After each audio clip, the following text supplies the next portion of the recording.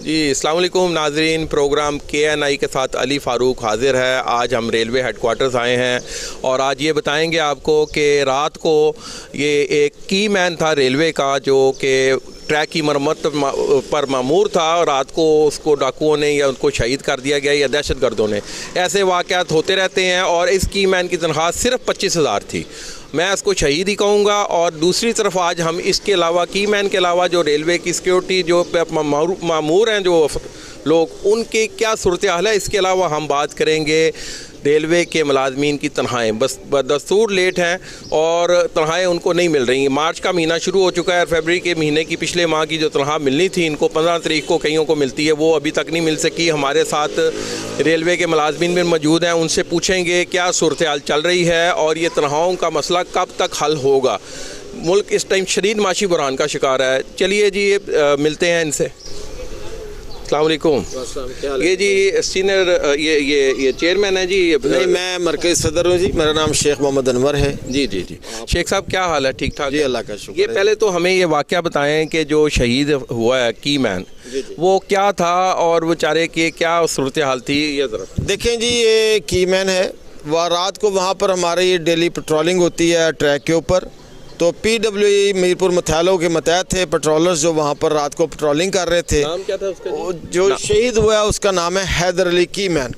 तो जब पेट्रोलर्स ने देखा कि रात को ट्रैक के ऊपर कुछ दहशतगर्द ये डाकू जी आके वहाँ से लोया चोरी करते हैं, पिने खोलते हैं, तो उन्होंने उनको ललकारा और साथ अपने साथियों को उन्होंने फ़ोन किए कि पहुँचो। तो जैसे ही की मैन घर से निकल के रात के अंधेरे में ट्रैक पर पहुंचा है तो वहाँ पर आप ये देखिए डंडों से मुसल्ला लोग हमारे, और वो डाकुओं के हाथ पड़ गए हैं।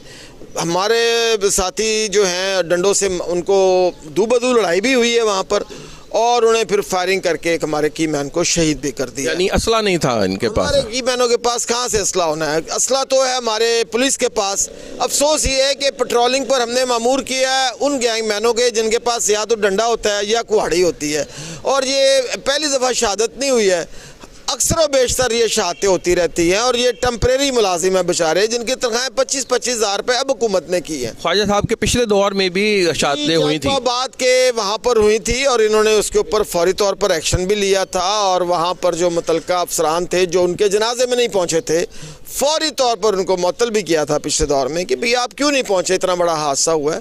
तो आपने बात की है माजी की, तो मैं यही बात करूँगा ख्वाजा साहब से, आपके ज़रिए ये मैसेज दूँगा अपने IG रेलवे को, अपने जनरल मैनेजर रेलवे को, चेयरमैन रेलवे को और वफाकी वज़ीर रेलवे को कि खुदारा ये इंसानों के बच्चे हैं, इनकी ज़िंदगियों के साथ ना खेला जाए। मजबूर लोग हैं, अपने बच्चों के पेट पालने के लिए सारी रात ट्रैक पे 25,000 रुपये की खातर पेट्रोलिंग करते हैं, और तनख्वाह भी वो जो कि 15-15 दिन नहीं मिलती है। आप आज देखेंगे 15 तारीख को उनको तनख्वाह मिलनी थी, आज 1 तारीख हो गई, अभी तक 100% लोगों को तनख्वाहें नहीं मिली हैं।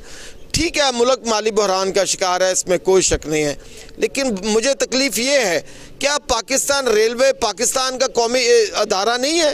अगर सूबाई हुकूमतों के मुलाजमीन को, वफाक के तमाम मुलाजमीन को तनख्वाहें बर वक्त मिल जाती हैं, क्या हॉस्पिटल्स कमा के देते हैं हुकूमत को? क्या पुलिस कमा के देती है हुकूमत को? देखिए हर अदारे की तनख्वाह बर वक्त है, अगर तनख्वाह नहीं है तो पाकिस्तान रेलवे के मुलाजमीन की नहीं है। तो ये हमें इस पर बड़ी तकलीफ़ है, दुख है, और हम कहेंगे अपना वज़ीर आज़म साहब से एक सबसे पहली बात तो मैं ये करूँगा कि जैसा कि शेख अनवर साहब ने बताया अभी आपको कि ना तो इनके पास सिक्योरिटी के लिए कोई असला होता है जो की मैन्स हैं, और उनको तनख्वाह पीनट्स है।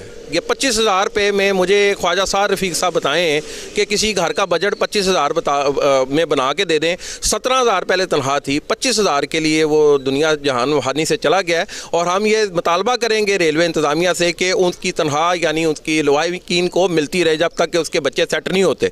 और दूसरी तरफ शेख साहब ने अभी ये भी बताया कि तनख्वाहों का मामला भी एक मजाक बना हुआ है रेलवे में, वफाकी इदारा है, और तो 10-10, 15-15 दिन तनख्वाह महीना लेट रहती है। शेख साहब ये बताएं कि ये तनख्वाहों के ऊपर अभी तक मसला हल नहीं हुआ, कि अब क्या लाएमल इख्तियार करेंगे? जी, इसका मसले का हल ना तो रेलवे के पास है ना वफाकी वज़ीर रेलवे के पास है, इसका हल शहबाज शरीफ साहब के पास है, वो प्राइम मिनिस्टर हैं। वो क्यों नहीं करते कि जैसे तुम जिस हेड में से तमाम अदारों के मुलाजमीन को तनख्वाहें मिलती, हम ये देखें, हम तो वो अदारा है, अगर हम 10 रुपये कमाते हैं ना तो शाम को स्टेट बैंक में जमा होता है, जब हम सारा पैसा अपना जमा स्टेट बैंक में कराते हैं तो हमें उसके साथ क्यों मशरूत किया जाता है इनकम के साथ? भाई जैसे तमाम अदारों को कौमी धारे में जो अदारे हैं उनको आप देते हैं, तो पाकिस्तान रेलवे भी एक कौमी अदारा है, एक वहदत की लामत है, चारों सूबों को ये अक्कासी करता है, ये चारों सूबों की जंजीर है पाकिस्तान रेलवे, तो इनके मुलाजमीन से तोली माँ का सलूक ना किया जाए। और मैं ये भी कहूँगा ख्वाजा साहब से कि ख्वाजा साहब इस जो रात शहादत हुई है इसको शहीद का दर्जा दिया जाए, इसके बच्चों को ता ज़िंदगी जो है ना जी, इसके बच्चों की निगहदाश्त पाकिस्तान रेलवे करे, फौरी तौर पर उसका अगर कोई बच्चा है तो उसको मुलाजम किया जाए, वहाँ पर वो नौकरी करे, और हम खुद भी इंशाल्लाह ताला बाई रोड निकलें या किसी भी तरह इंशाल्लाह कल वहाँ 7 के बाद उस बेवा के घर पहुँचेंगे इंशाल्लाह ताला। देखिए जी, जैसा कि बताया नाजरीन, ये शेख अनवर साहब ने ये सूरत हाल बनी हुई है। गरीब और रेलवे के अंदर गरीब इस कदर हैं मुलाजमीन जिनके लिए रहना मुश्किल हो चुका है और इनकी जानो माल की हिफाजत तक नहीं की जा रही, और ये ट्रैक की हिफाजत क्या करेंगे जो अपने मुलाजमीन की हिफाजत नहीं कर पा रहे। हमारे साथ और भी साथी हैं, इनसे भी पूछते हैं। जी अस्सलाम वालेकुम। वालेकुम सलाम। क्या नाम है आपका? जी अब्दुल कयूम अवान। अब्दुल कयूम अवान साहब, आप रेलवे से मुंसलिक हैं? जी जी, मैं वाइस प्रेसिडेंट हूँ प्रेम यूनियन का। ये बताएं कि ये तनख्वाहों का जो मामला बना हुआ है, ये कौन कौन सा जो शोबा है जिसकी तनख्वाहें लेट है? कौन सा शोबा ऐसा है जिसकी तनख्वाह लेट नहीं है? हर माह किसी ना किसी शोबे की एक जब हम शोर मचाते हैं तो किसी एक शोबे की पे रिलीज़ कर दी जाती है, और दूसरे लोग जो होते हैं पहले स्केल के दूसरे स्केल के लोग जो हैं, गैंगमैन हैं, हमारे वाशिंग लाइन के लोग हैं, हमारे शेडों के लोग हैं, हर माह यही होता है कि वो कम तनख्वाह लेने पहले दूसरे तीसरे चौथे स्केल के लोग जो हैं उनकी तनख्वाहें 2-2 माह तक नहीं आती, बेवाएँ चीखती चलाती हैं, उनके ड्यूज़ जो हैं पेंशन उनको नहीं मिलती, उनको जो ड्यूज़ हैं रिटायरमेंट वो नहीं मिलते। ये तो ऐसे लग रहा है जैसे ये लोग किसी ठेकेदार के मुलाजिम हैं कि ठेकेदार जैसे कई माह तनख्वाह नहीं देते। ये एक वफाकी अदारा है और हमें ये कहा जा रहा है कि आप जो कमाएँगे उसी में से पेमेंट करें। क्या रेलवे के अलावा बाकी मुल्क के जो अदारे हैं वो कमा के देते हैं तो उन्हें पेमेंट मिलती है? तो ये कदगन रेलवे पे ही क्यों लगाई गई है कि जी अपनी आमदन में से ही आप तनख्वाहें दें?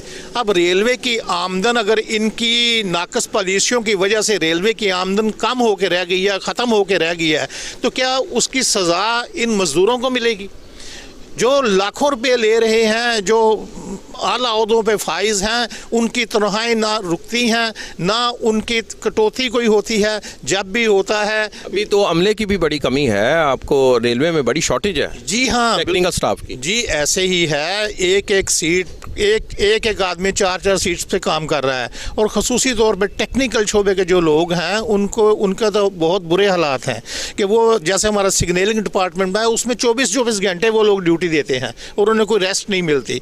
तो इस तरह के हालात इतने दगरगूं होते जा रहे हैं कि अगर इन हालात, ये तो लगता है जैसे ये खुद रेलवे को बंद करने का सोच है। अब लाएमल क्या, शेख साहब आपकी तरफ दोबारा आएंगे कि क्या लाएमल बनेगा, ये क्या करेंगे? मतलब कहने का सूरत हाल तो ये बनी हुई है, शहबाज शरीफ साहब ने जब सब कुछ करना है, अब रेलवे की भी यही सूरत हाल है। इसके सामने आप देख सकते हैं खसारे में चल रहा है, और दूसरा IMF इसको सफ़ेद हाथी कहता है और ये बार बार कह रहा है कि जी इसको फ़रोख्त कर दिया जाए। जी शेख साहब। देखें जी, जहाँ तक आपने बात की है पाकिस्तान रेलवे को फ़रोख्त करने की, तो ये तो इंशाल्लाह हमारी ज़िंदगी मुमकिन नहीं है, हम ये कभी नहीं होने देंगे। ऐसी कोशिशें बेनज़ीर मोहतरमा के दौर में भी हुई थी, नवाज शरीफ के दौर में भी हुई थी। तो रेल का मज़दूर बड़ा बाशऊर मज़दूर है, तो जब भी मज़दूर ट्रैक पर आ गया था, सरापे एहतजाज था। आप देखें, हम वो लोग हैं जो कि एहतजाज भी करते हैं और एहतजाज करने के बाद दोबारा अपनी ड्यूटी पर भी चले जाते हैं। हमें पता है कि हमने इस इदारे में काम करना है, इस ट्रेन को रवां दरबार रखना है। हमने कभी ऐसी सियासत नहीं की है कि हम रेल के इंजनों को बंद कर दें।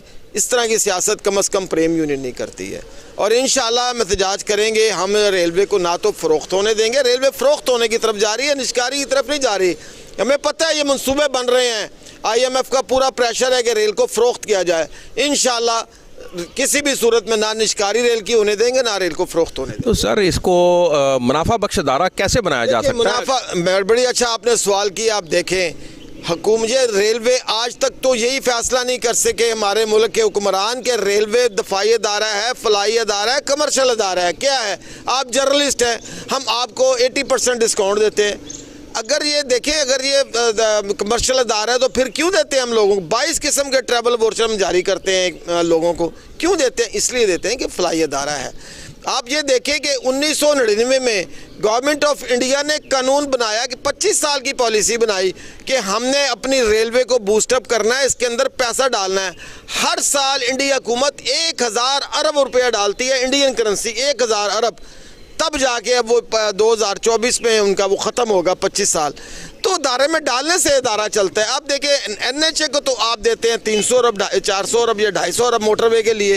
पाकिस्तान रेलवे जो एक कौमी इदारा, दफाई इदारा, वहदत की लामत जैसा इदारा, उसको आप देते हैं 35 अरब और आप कहते हैं जी इदारा चला लें। कैसा मुमकिन है? कभी आपने देखा कि पाकिस्तान वापडा ने किसी मस्जिद का बिल फ्री दिया हो? क्या हो गया मस्जिद से मैंने नहीं बिल लेना या दरबार का मैंने नहीं बिल लेना। तो जब वापडा सारी रिकवरी करती है वो कहती है हमने तो करनी है ये, तो इस तरह पाकिस्तान तय करे ना ये कमर्शियल इदारा है, दफाई इदारा है। नाज़रीन, ये अभी जैसा कि शेख साहब ने बताया है कि जी भारत हर साल 1 ट्रिलियन यानी 1000 अरब रुपया अपनी रेलवेज़ पे इन्वेस्ट करता है, जबकि पाकिस्तान रेलवेज़ पर क्या इन्वेस्टमेंट की जाती है, पीनट्स में की जाती है। हालत उसकी आप सबके सामने है, गाड़ियों की पोजीशन आपके सामने है, इसको बेहतर करने की ज़रूरत है। हम तो ये समझते थे ख्वाजा साद रफ़ीक साहब एक वर्कर दोस्त वज़ीर हैं, वो सूरत हाल बेहतर करेंगे।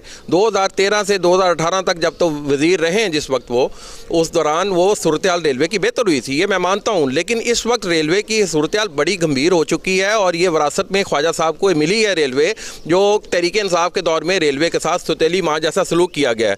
अब हम चलते हैं, मज़ीद बात करते हैं।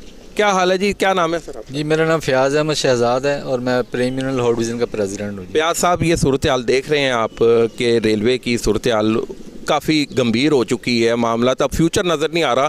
पहले तो मुलाजमीन होते थे वो ख्वाब सजाते थे कि जी हमारे बच्चों को भी इधर रोज़गार मिलेगा, हमारा उनको एक बच्चा कम से कम रेलवे में आएगा। अब तो वो भी सूरत हाल नहीं नज़र आ रही। जी आज तो हमारे जो दिल हैं वो खून के आंसू रो रहे हैं। कल हमारा एक भाई रेलवे के ऊपर कुर्बान हुआ और रेलवे का जो मुलाजिम था वो रेलवे को रवां दवां रखने की कोशिश में अल्लाह को प्यारा हो गया और उसने पूरी बहादुरी के साथ डाकुओं का मुकाबला किया और अपनी जान की परवाह किए बगैर उसने जो है वो रेलवे को नुकसान से बचाया, लेकिन अपनी जान वो दे गया। तो हमारा सबसे पहले तो ये मुतालबा है हुकूमत वक़्त के साथ कि उसके बच्चों को जो है वो ताहयात उसकी पेंशन दूसरे मराद जो दी जाएं, और अगर उसका कोई भाई या उसका कोई बेटा मराद तो दी जाएं, वो तो कह दिया, मुतालबा भी कर दिया। असल चीज़ ये है कि जो बाकी मुलाजमीन हैं उनको तो तनख्वाही नहीं मिल रही, मराद कहाँ से दी जाए? आप अंदर चल के देखें तो हेडक्वार्टर के कमरों की तज़ीन और आइश हो रही है। रेलवे मुलाजमीन आज 15 से 20 दिन हो गए हैं, उनको अभी तक रेलवे मुलाजमीन को तनख्वाही नहीं मिल सकी। इनके घरों में मातम बरपा है। तो ये तो एक पाकिस्तान नहीं 2 पाकिस्तान है, और हम इसका बारहा कह भी चुके हैं कि पाकिस्तान जो है ये तो सिर्फ अमीरों के लिए है, गरीबों के लिए पाकिस्तान में कुछ नहीं बचा। ये नाज़रीन, आपने फ़याज़ साहब के जज्बात सुने हैं और यही वो कह रहे हैं कि जी रेलवे की सूरत हाल को बेहतर बनाने के लिए हुकूमत जंगी बुनियादों पे इक़दाम करे और ताकि रेलवे अपने पाँव पे खड़ा हो सके और ये फिर एक मुनाफा बख्श अदारा बन सके। नाज़रीन, ब्रेक लेते हैं, ब्रेक के बाद दोबारा हाजिर होते हैं।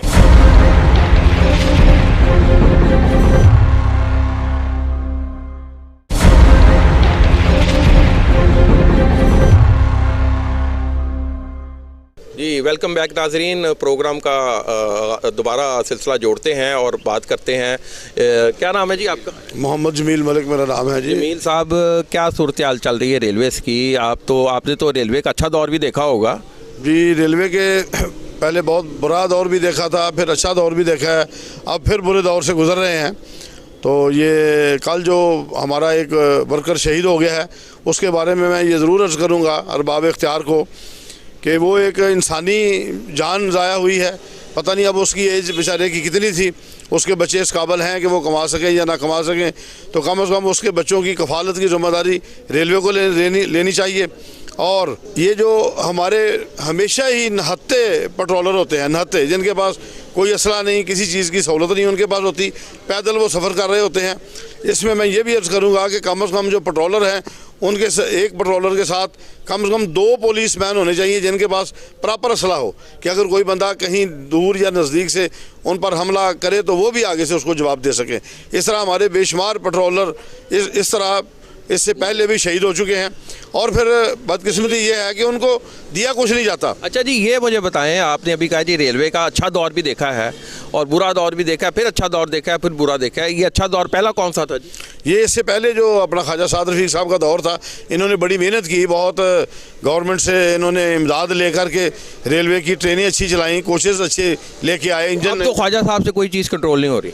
नहीं, वो ऐसी बात नहीं है कि ख्वाजा साहब की कोई सलाहियतों में कमी आ गई है या वो बीमार हो गए हैं। मसला सिर्फ ये है कि ये जो पिछले दिनों में सैलाब आया है, सैलाब की वजह से रेलवे बहुत तबाह हुई है और गवर्नमेंट ने रेलवे को कोई पैकेज नहीं दिया। तो अगर पैकेज नहीं दिया, हमारी ये गाड़ियाँ जो सैलाब की वजह से बंद थीं वो अभी तक बंद हैं, वो नहीं चल रही, वो उसी वक्त चलेंगी जब इनको रेलवे को कोई माली इमदाद गवर्नमेंट करेगी। गवर्नमेंट तो रेलवे की माली इमदाद कर ही नहीं रही। नाज़रीन, आपने इनकी बात सुनी है कि रेलवे को माली पैकेज नहीं दिया गया। सैलाब आया था गुज़श्ता साल जुलाई के महीने में और उससे रेलवे की बड़ी तबाही मची थी, इंफ्रास्ट्रक्चर बड़ा ख़राब हो गया था रेलवे का, ट्रेनें बड़ी बंद रही हैं, अभी भी ट्रेनें बंद है कई जी। हमारी अभी शालीमार एक्सप्रेस बंद है, अवाम एक्सप्रेस बंद है, शाह हुसैन एक्सप्रेस, ये हमारी नेशनल लेवल की गाड़ियाँ जो बंद पड़ी हुई हैं। अब ये ट्रेनें कब बहाल होंगी, ये एक सवालिया निशान है। और इसकी बहाली के लिए रेलवे इंतज़ामिया क्या इक़दाम कर रही है? ट्रेनें कुछ बहाल हुई हैं, ये मैं मानता हूँ, लेकिन ट्रेनें मुकम्मल तौर पर ट्रेन ऑपरेशन बहाल होना चाहिए ताकि रेलवे के ट्रेन ऑपरेशन से जो आमदनी मिल रही है वो मिलनी शुरू हो। जी, इसमें यही है कि गवर्नमेंट ऑफ पाकिस्तान जो है वो रेलवे को चलाने के लिए इसको एक बेल आउट जो पैकेज दे ताकि रेलवे चले और फिर अपने पाँव पे खड़ी हो जाए। अच्छा, दूसरी बात ये है कि रेलवे के जितने पाकिस्तान के जितने भी शहरी हैं, हर अदारे के लोगों को रेलवे किसी न किसी सूरत में रियायती टिकट देती है। हम रोज़ाना सफ़र करने वाले जो लोग हैं उनका मंथली पास बनाते हैं, उनसे हम टोटल 30 किराए लेते हैं, तो बाकी किराए 70 किराए उनको माफ़ होते हैं। और तालिब इल्मों को हम रियायत देते हैं, ब्लाइंड लोगों को रियायत देते हैं, सयाहों को रियायत देते हैं, आर्मी को रियायत देते हैं, पुलिस को रियायत देते हैं। तो जब हम हर शहरी को रियायत दे रहा है महकमा रेलवे, तो वो कहाँ से फिर आमदनी होगी उसकी? तो गवर्नमेंट को चाहिए ना कि इसको या तो कमर्शियल डिक्लेयर कर दे या इसको फिर फलाही अदारा डिक्लेयर कर दे। और जब ये फलाही अदारा डिक्लेयर हो जाएगा तो फिर गवर्नमेंट ऑफ पाकिस्तान की जिम्मेदारी है कि वो इसको चलाए और मुलाजमों की तनख्वाहें अदा करे। अभी देखें, इसमें 12 अरब रुपया इन्होंने बेवा औरतों और यतीम बच्चों का देना है जो अभी तक नहीं दिया, और वो बेचारे रोज़ाना कोई ना कोई कहीं एहतजाज हो रहा है, को ख़वातीन मर रही हैं, यतीम बच्चे रो रहे हैं, उनका 12 अरब रुपया पेंशन के वाजबात की 12 अरब रुपए में रेलवे के जो रिटायर्ड मुलाजमीन हैं, पेंशनर, उनके ग्रेजुएटी और इनकैशमेंट और जीपी फंड के पैसे हैं। इस तरह जो लोग ऑन ड्यूटी जिनकी डेथ हुई है, उनके जो यतीम बच्चे हैं, जो बेवा औरतें हैं, उनका पैकेज जो है, पैकेज तो इन्होंने किसी को दिया ही नहीं। जो गवर्नमेंट ऑफ पाकिस्तान की तरफ से प्राइम मिनिस्टर असिस्टेंस पैकेज है वो तो इन्होंने किसी को नहीं दिया, बल्कि इन्होंने जो मुलाजमीन के अपने पैसे होते हैं वो अभी तक नहीं दिए। 12 अरब रुपए के वाजबात देने हैं रेलवे के पेंशनर्स के, जिसमें बेवा भी मौजूद हैं, बाकी लोग भी, बच्चे भी मौजूद हैं, उनके वाजबात नहीं दे पा रहे। इस हवाले से रेलवे इंतज़ामिया को ख़ुद नोटिस लेना चाहिए, बल्कि मैं समझता हूँ हुकूमत को ख़ुद नोटिस लेना चाहिए और ये वाजबात अदा करने चाहिए। इसके अलावा चलते हैं जी, ये आपकी तरफ आते हैं। क्या नाम है सर आपका? रियाज आसी नाम है मेरा। रियाज आसी साहब, क्या सूरत-ए-हाल देख रहे हैं जी? रेलवे की बड़ी नगुफ्ता बेस सूरत-ए-हाल है, शहादतें हो रही हैं, मुलाजमीन बेचारे शहीद हो रहे हैं और तनख्वाहें मिल नहीं रही, क्या मुस्तक़बिल नज़र आ रहा है रेलवे का? देखें जी, मुझे तो लगता है बंद हो जाएगी। देखें जी, शेख साहब ने, मलिक जमील साहब ने और हमारे शहजाद साहब ने इस पर बड़ी सैर असल गुफ्तगू की है। मैं इसमें इजाफ़ा ये करूँगा कि अगर हुक्मरान और अरबाब इख्तियार जो हैं वो अपनी नीयतें और अपनी सलाहियतें ठीक कर लें। आप समझते हैं, मैं थोड़ी बात काटूंगा, मैं थोड़ा सा टॉपिक का चेंज करना चाह रहा हूँ। ये पिछले दौर में, तहरीक इंसाफ के दौर में सूरत हाल बेहतर हुई थी? नहीं जी, सूरत हाल ख़राब ही उस वक़्त से होनी शुरू हुई है, लेकिन ये सर मुंडाते ही औले पड़े वाली बात, ऊपर से एक सैलाब आया है, सैलाब के बाद इसकी और हालत दिगर गूं हो गई है। अब चाहिए ये कि गवर्नमेंट जो है, जिस तरह बाकी सैलाब ज़दगान की मदद की गई है, बाकी अदारों की मदद की गई है, बाकी अदारों को देखा गया है, पहले उन्होंने कहा कि बेल आउट पैकेज जो है उसका ऐलान किया जाए और इसके कम अज़ कम जो मुलाजमीन हैं उनकी तनख्वाहें पर वक्त दी जाए, वरना रोज़ की जिस वक्त ये बेचैनी और इज़्तिराब की सूरत रहेगी, क्या मुलाजिम काम करेगा? सर, मैंने एक चीज़ पूछनी थी कि ज़ाहिर है कि हुकूमत अगर ये चीज़ नहीं करती, ये मुतालबात नहीं, तो आप सड़कों पे आएंगे क्या, कि एहतजाजी तहरीक शुरू करेंगे? देखें, प्रेम यूनियन का एक हमेशा से मुस्बत रोल रहा है। हम रेल चलाने की, आमदनी की और लोगों की वेलफेयर की बात करते हैं, रोकने की बात हम नहीं करते। हम कहते हैं कि इसे, ये जो आपने प्राइवेटाइज़ करने का और इसको बेचने बिचाने का मंसूबा किया है, इसको आसान तरीके से आप अपने तौर पे चलाएं तो यही अदारा जो है वो मुनाफा बख्श बन सकता है। बात ये है कि हुक्मरान तो ये कह रहे हैं कि हमारे पास ना पैसे हैं, और दूसरा ये कि इनके पास ये खसारे में अदारा जा रहा है मुकम्मल तौर पे। अब खसारे में जो अदारा जा रहा है वो किस तरीके से उसको पालें, यही IMF का कहना है। देखें जी, IMF जो है वो बहुत सारी दूसरी चीज़ें भी डिमांड कर रही है जिनका हम नाम भी नहीं ले सकते। एक नहीं नाम लें आप। एक रेलवे पे ही मौकूफ़ नहीं और एक PIA पे मौकूफ़ नहीं, बहुत से अदारे जो हमारे हसास अदारे हैं उनकी भी वो तो बात करती है। देखिए जी, हम तो एक मकरूज़ कौम है, मकरूज़ कौम मुल्क है, मकरूज़ मुल्क का वही हाल हो रहा है जो एक मकरूज़ इंसान का होता है। इसमें तो हुकूमत को सोचना चाहिए कि किस तरह ये IMF के जुंगल से निकले। IMF एक ऐसा अदारा है जिसकी वजह से कोई मुल्क जिसकी वजह से कोई मुल्क अपने पाँव पे खड़ा नहीं हुआ।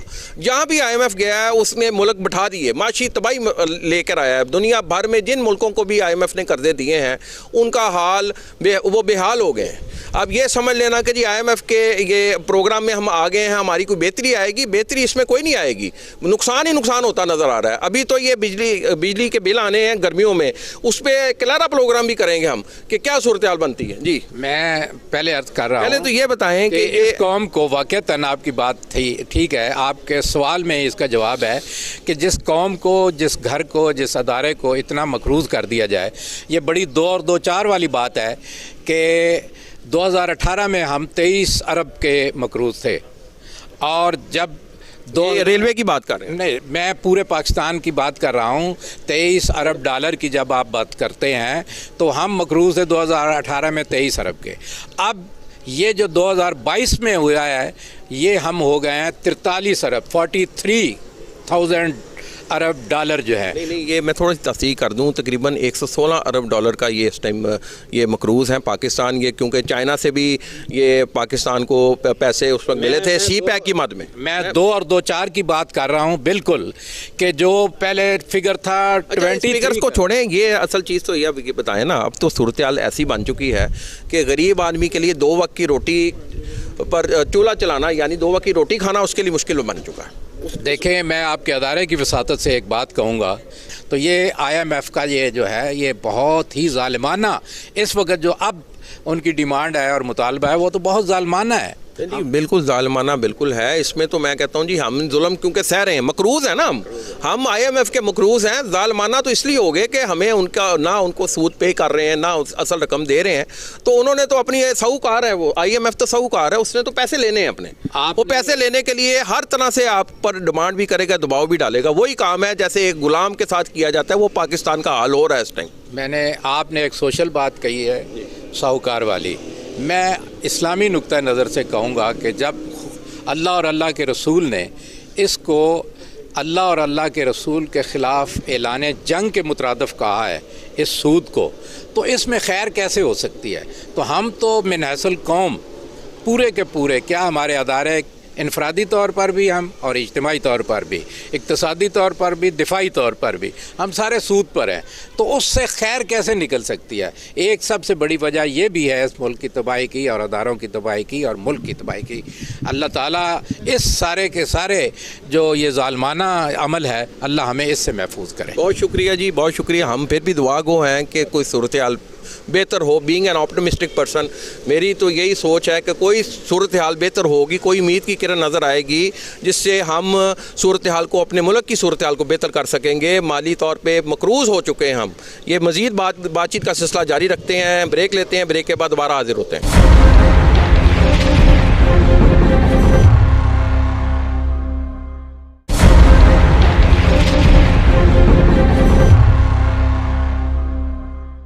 जी नाज़रीन, वेलकम बैक।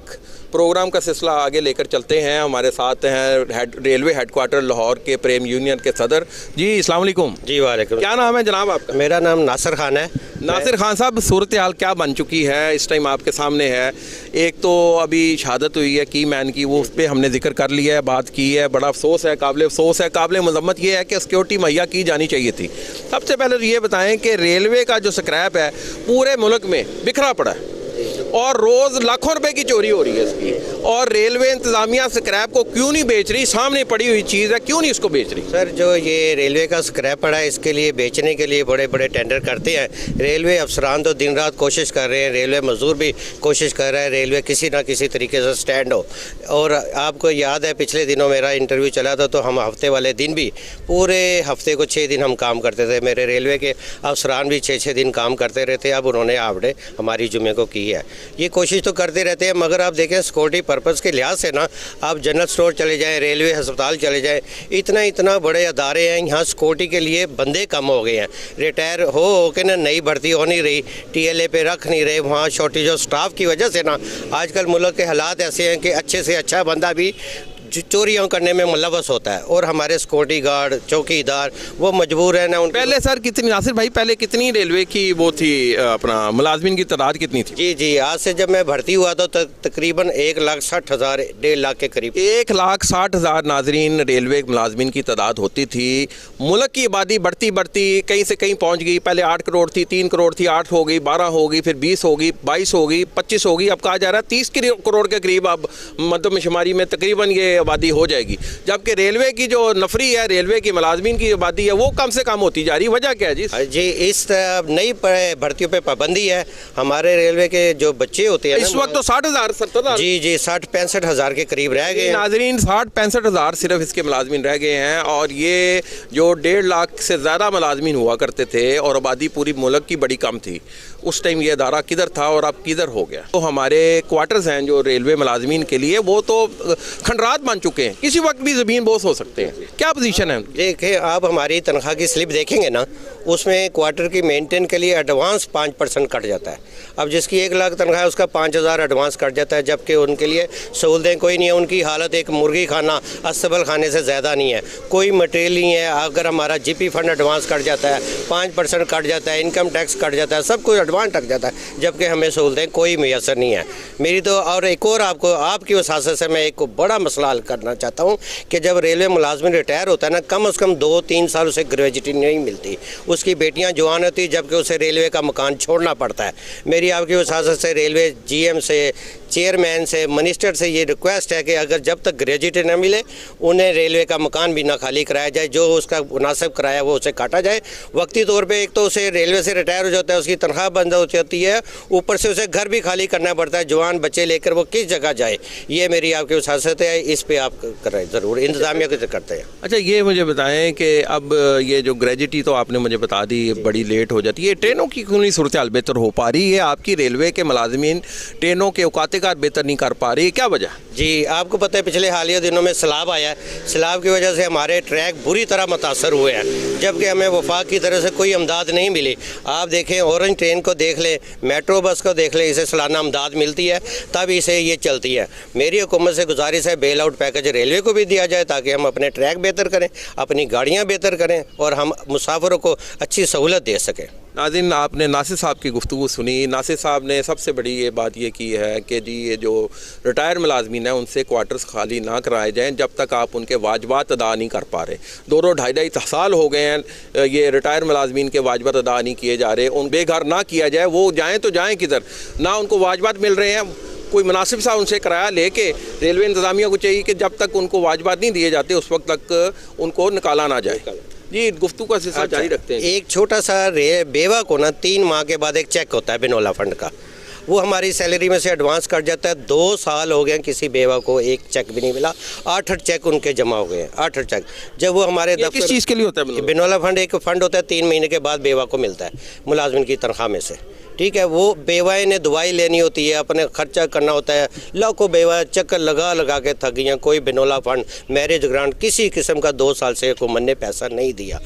बड़े मुसलसल परेशान है, 2-2 साल से हो गए। 8 चेक बेवा के जमा हो गए। क्या नाम है जी आपका? नदीम अहमद। नदीम साहब, की होया सी? तो सुनिया तुहाडा फ्रैक्चर भी बड़ा हो गया सी? हाँ जी, एक्सीडेंट हो गया थी। क्या काम करते हैं? ये मैं IOW में हूँ। IOW में क्या सूरत हाल है? आप रेलवे की सूरत हाल बेहतर लग रही है आपको? आपके सामने ही है, तनख्वाहें हर महीने लेट हो जाती हैं, बड़ा बुरा हाल है, कोई उधार नहीं देता। तनख्वाह मिलेगी तो गुजारा होता है हमारा। ये कितनी लेट है? तनख्वाह मिल गई अब आपको? नहीं, अभी तक नहीं मिली। नाज़रीन, ये बात आपने सुनी है नदीम साहब की कि तनख्वाह इनको नहीं मिली, उधार नहीं दे रहे, यानी कि जो दुकानदार, जो परचून फरोश जिनसे ये उधार भी लेते थे, यही बात है जी कि वो अब उधार नहीं दे रहे। वो कहते बकाया जात हमें दो तो हम आपको पैसे दें। तो इसलिए सूरत हाल ये है कि हुकूमत तरजीह बिनातों पर रेलवे की तनख्वाहों को अदा करे, बर वक्त अदा करे। अब बिल तो हम बर वक्त अदा नहीं करते तो जुर्माना कर दिया जाता है, और रेलवे मुलाजमीन की या सरकारी मुलाजमीन की तनख्वाहें अगर लेट है तो वो जुर्माना के साथ उनको दें ना, फिर फ़ाइन भी होना चाहिए कि लेट आपकी तनख्वाह हो गई, ये लें जी आपको साथ इजाफी पैसे भी हम दे रहे हैं। गुफ्तगू का सिलसिला जारी रखते हैं। हमारे साथ हैं, क्या नाम है जी आपका? अमजद साहब, क्या करते हैं आप? जी मैं रेलवे एम्प्लॉय हूँ। रेलवे एम्प्लॉय जी, ठीक है। बॉडी बिल्डिंग भी करते हैं? जी एक्सरसाइज करता हूँ मैं, वॉलीबॉल गेम है मेरी। क्या काम करते हैं जी? मैं चीफ एग्नॉजर हूँ हेडक्वार्टर डिवीज़न का, प्रेम यूनियन। रेलवे तो बड़ा कमज़ोर हो गया, आप माशाल्लाह हेल्दी हैं। रेलवे कमज़ोर होने के रीज़न है जी वो शॉर्टेज बहुत ज़्यादा हो गई है बंदों की, और काम बढ़ गया है, काम पूरा नहीं हो रहा, भर्ती बंदे नहीं हुए और रिटायर होते गए हैं, शॉर्टेज हो गया इसलिए।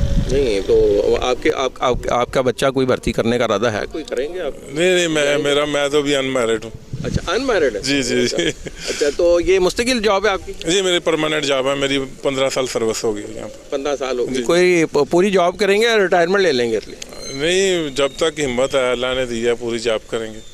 नाज़रीन, आपने गुफ्तगू सुनी, रेलवे के मसाइल आपने सारे सुने, रेलवे में जो शहादत की मैन की वो भी आपको बताइए, जो रेलवे की तनख्वाहों के मसाइल हैं, रेलवे के अपने माली जो बुरान है इस टाइम रेलवे शिकार हुआ है, और जैसे बताया गया कि सैलाब की वजह से अभी भी ट्रेनों की 100% बहाली मुमकिन नहीं हो सकी। ये अरबाब इख्तियार को चाहिए रेलवे पर, अपनी हालतदार पर, रेलवे की हालतदार पर रहम करें और रेलवे को फ़ंड्स जारी करें ताकि रेलवे अपने पाँवों पर दोबारा खड़ा हो सके। रेलवे चलेगी तो ये मुल्क चलेगा। दफाई इदारा भी है और दवाई लाइन भी कहा जा सकता है इसको। जी नाज़रीन, सईद साहब से बात करते हैं, ये रेलवे में मुलाजिम हैं। जी अस्सलाम वालेकुम। वालेकुम अस्सलाम व रहमतुल्लाहि व बरकातहू। सईद साहब क्या काम करते हैं? मैं हेड क्लर्क हूँ सेक्शन में। तो मतलब तनख्वाहें आपको लेट हैं आपकी भी? हाँ जी, तनख्वाहें जो है ना काफ़ी 4 माह से जो है ना तनख्वाहें लेट जा रही। छोटा सा इधर कर। हाँ जी, 4 माह हो गए। तो मतलब कहने का अपना घर है, रेलवे का घर? मेरा अपना घर है। अपना घर है जी सर। तो मतलब कहने का है कि कितने बच्चे हैं घर से? मेरे 4 बच्चे हैं। कोई बच्चा आपका आया नहीं रेलवे में? रेलवे में कोई नहीं आया? नहीं आया मेरा। आया नहीं या लाया नहीं गया? नहीं आया ही नहीं है मेरा बच्चा रेलवे में। तो आपने ख्वाहिश का भी इज़हार नहीं किया इसमें?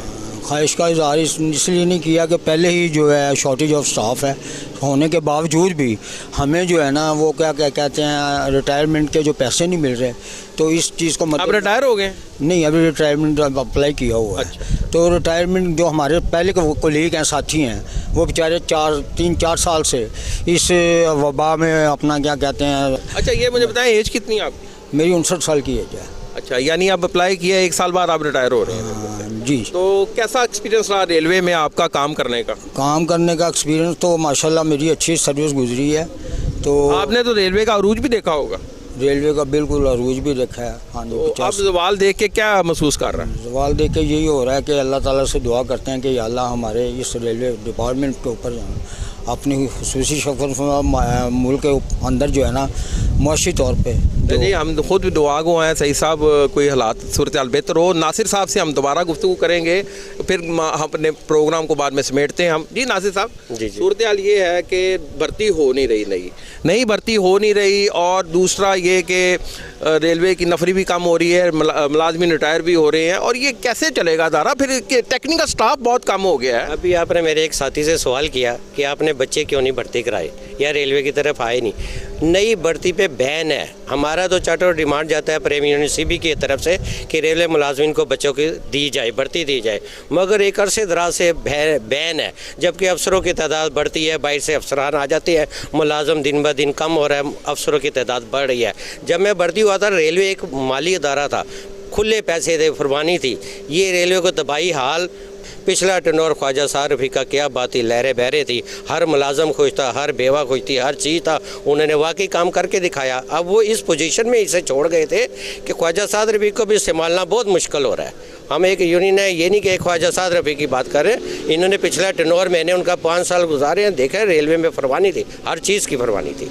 देखिए जी नासिर साहब, ये जो बात आपने की ख्वाजा साद रफ़ी की, पिछला दौर बतौर रेलवे रिपोर्टर मैंने ये ख़ुद देखा है। ख्वाजा साहब का दौर कदरे बेहतर था और मैंने शेख रशीद साहब का भी दौर देखा। शेख साहब के बारे में सिर्फ यही कहूँगा, too busy but doing nothing.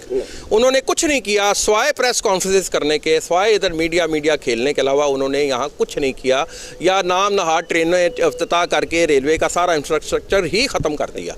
और सूरत हाल इस टाइम ये बनी कि रेलवे के इंफ्रास्ट्रक्चर में रेलवे के पास बोगियाँ नहीं हैं, कोचिस नहीं हैं, ट्रेनें नहीं हैं और लोकोमोटिव्स नहीं हैं। अब ये वो सूरत हाल है जो पाकिस्तान रेलवेज़ के जो मिनिस्टर हैं ख्वाजा साद रफ़ी, उनको ये सूरत हाल अब विरसे में मिली है। अब खुद ही समझ नहीं आ रही। एक तो सैलाब ने तबाही मचा दी, वो सोने पे सुहागा हुआ, जल्दी पर तेल का काम किया सैलाब ने। क्यों जी? सैलाब ने काम किया, बम धमाके हो जाते हैं, उन्होंने काम रेलवे का नुकसान पहुँचाया।